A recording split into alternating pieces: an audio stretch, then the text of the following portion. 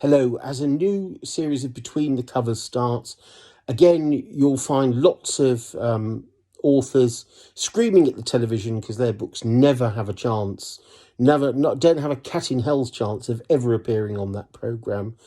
Really, it's Times bestseller lists, classics, or books written by notable celebrities, or people with 10 million followers on Instagram or Twitter or whatever, because we're in an age where it's all about sales and publicity, and the content of the book seems to matter less and less.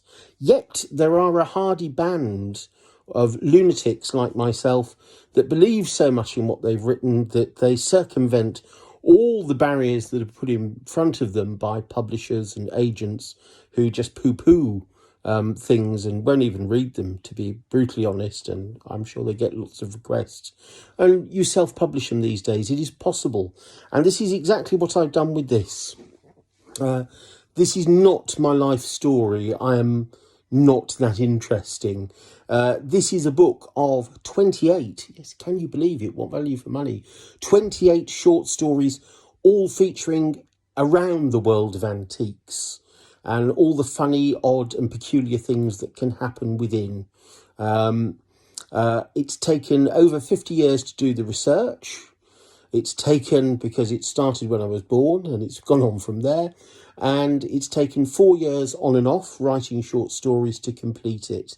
It is a work of love, and it's certainly not been published for financial gain. Never that, believe me. And yet, even though there's a short, very small print run, a few copies remain out there. The thing that has touched me, and you can look for yourself on Amazon, it has had almost all 5-star reviews, none of them written by me, none of them written by my close family, most of whom actually can't read and write, and all written by people who have been in the antiques trade or appreciate it and have found it not only to be touching, but true and funny. You'll never hear about this book anywhere else, only watching this now.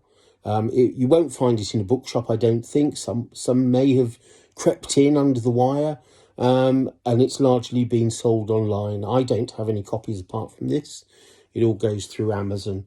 And once they're gone, because honestly, it is a bit of a trauma writing a book and publishing it yourself and having all the stuff that goes with it.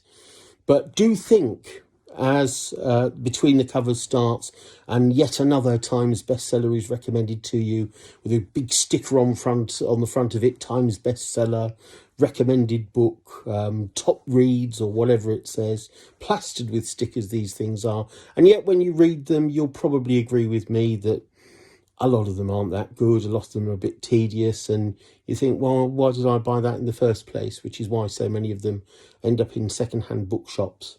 Try something unusual, original, and that you won't get anywhere else. You might hate it, I don't know.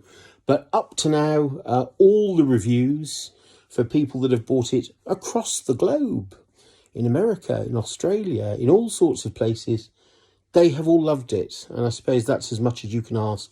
You can't buy that sort of positive feedback unless, of course, you're a large publishing company and you do buy that sort of feedback. But there we go.